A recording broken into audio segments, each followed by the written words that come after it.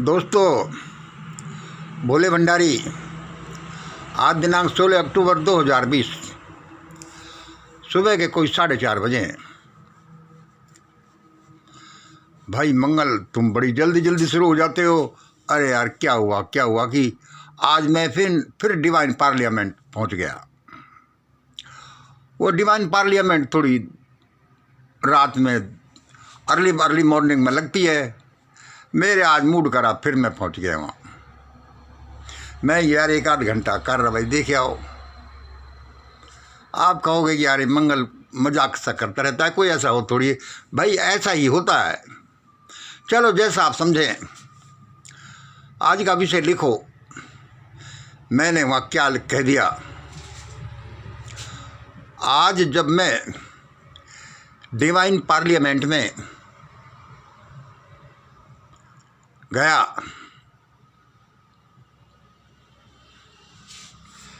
आज जब मैं डिवाइन पार्लियामेंट में गया, लिख देता हूं इसमें गया।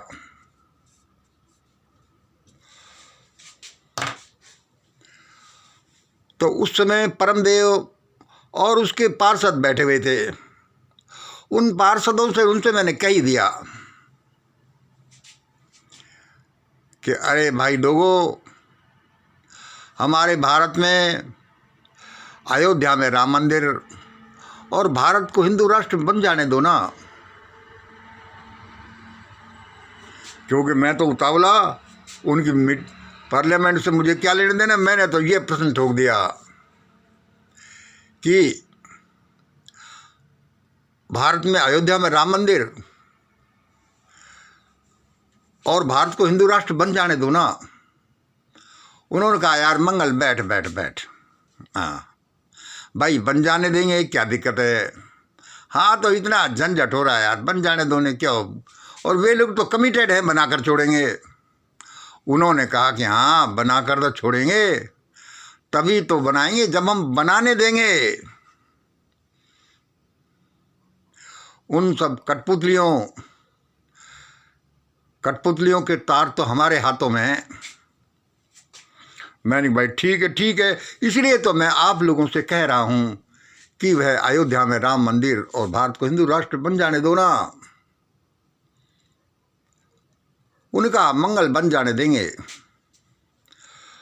तुम हमारी कुछ बातें पहुंचा दो भारत में। मैंने कि पहुंचा दूंगा, क्या दिक्कत है। उन्होंने कहा कि भाई देखो, हिंदू राष्ट्र बनाओ, हिंदू मंदिर बनाओ, तो ये बताओ कम से कम हिंदुओं में समानता तो स्थापित करना चाहिए कि नहीं करना चाहिए। मैंने कहा भाई करना चाहिए। भाईचारा रहना चाहिए कि नहीं रहना चाहिए। मैंने कहा भाई ये बात तो सही है। तो उन्होंने मुझे बतलाया कि देखो, पहला पॉइंट है, यदि ऐसा करना चाहते हैं तो ये सरकार करे, भारत करे। क्या पहले हिंदुओं में एक पॉइंट उन्होंने जो बोला कि पहले हिंदुओं में आर्थिक, सामाजिक, राजनीतिक, धार्मिक समानता स्थापित करें।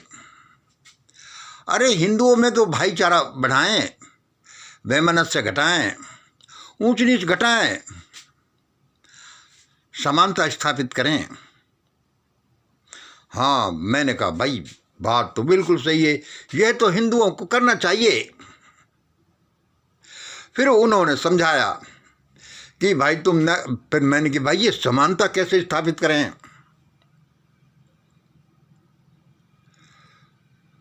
फिर उन्होंने कहा ये 2 नंबर, इस समानता के लिए जाति व्यवस्था को तोड़ें और प्लस अन्य सुधार भी भारत करे।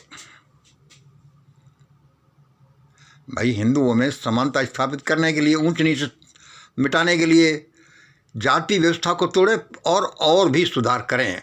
मैंने कि भाई कह दूंगा, ये भी बहुत जरूरी है। तो भाई ये जाति व्यवस्था तोड़ने के लिए क्या करें।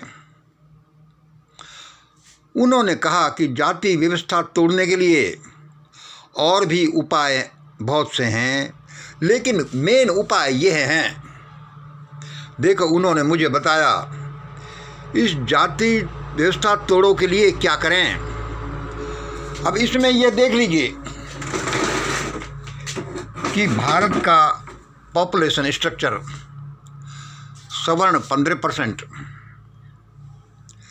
हिंदू ओबीसी 40%, ओबीसी लगभग 55% टोटल है। लेकिन मान लो अभी माइनॉरिटीज़ को अलग रख दो। यहाँ हिंदुओं की बात हो रही है, क्योंकि हिंदू मंदिर बनाना है ना, हिंदू राष्ट्र बनाना है ना। मैंने कि चलो ठीक है, इसका देख लें। सवर्ण 15%, हिंदू ओबीसी ये 40%, SC ST वो 30%, वे माइनॉरिटीज अलग रख दे। तो भाई उसके लिए क्या करें? उसके लिए ऐसा करो कि जाति व्यवस्था तोड़ने के लिए इंटरकास्ट मैरिज शुरू करो, और इंटरकास्ट मैरिज भी इस तरह से शुरू करो कि बढ़िया ब्राह्मण राजपूत जो 5% लगभग हैं, ये 15% कम से कम अपने बच्चे बच्चियों की आधों की शादियाँ, कम से कम आधे लोगों बच्चों की शादियाँ ओबीसी और SC ST समाज में करें।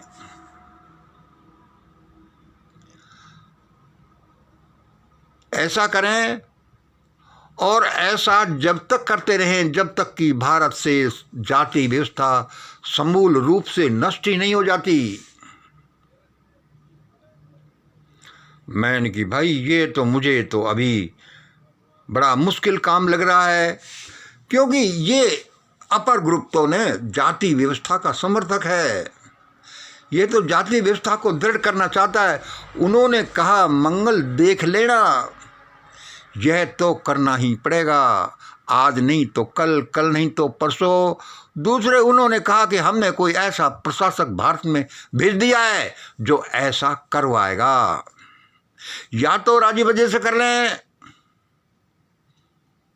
नहीं तो वैसा ऐसा वो कानून बनाकर करेगा, और जब तक लागू करता रहेगा जब तक कि भारत से जाति व्यवस्था समाप्ति नहीं हो जाती। ये पता ही नहीं चलता कि कौन आदमी किस जाति का है। मैंने कहा भाई अच्छी बात है, मैं ये कह दूंगा। मैंने कि भाई मान लो नहीं करते तो क्या होगा? भाई वे तो राम मंदिर और हिंदू राष्ट्र को बनाने के लिए दृढ़ प्रतिज्ञ लग रहे हैं, ऐसा हो रहा है। उन्होंने कहा मंगल इन लोगों को समझा देना। क्या समझा देना? कि ये न तो अयोध्या में राम मंदिर बनेगा, न ये हिंदू राष्ट्र बनेगा, जब तक कि ये इन टर्म्स को पूरा नहीं कर लेते। और यदि ये जबरदस्ती करेंगे ना तो हिंदुओं में भगदड़ मचेगी, और हिंदुओं में ऐसी भगदड़ मचेगी जैसे कि 1989 में कश्मीर से 3 लाख हिंदुओं की भगदड़ मची थी, उससे सैकड़ों गुना अब मचेगी। और मैंने कि भाई ये तुमने क्या कह दिया? भाई मैंने कही मुझसे तो ये शब्द नहीं कहे जाते भाई। कोई ये समझ लेगा कि ये मंगल ऐसा कह रहा है, जबकि तुम लोग कह रहे हो। मैंने कि भाई उन्होंने कहा भाई मंगल ये मैसेज पहुंचा दो कि ये राम मंदिर तभी बनेगा, हिंदू राष्ट्र तो तभी बन सकता है, पहले ये कंडीशंस पूरा करो, वरना भारत एक भयानक भगदड़ के लिए तैयार हो जाए और कश्मीर से 3 लाख हिंदुओं के पलायन से 100 गुना, कम से कम 3 करोड़ लोगों के भयानक पलायन के लिए तैयार हो जाए। यह उस परम पिता का संदेश है जो अपने बच्चों को एडवांस में सूचित करता रहता है किसी भी तरह से। इसलिए दोस्तों मुझे तो ऐसा ही लगता है कि ऐसा करो, देखो, बिना बात गफलत में मत पड़ो, कुछ हो सकता है देश में। इसलिए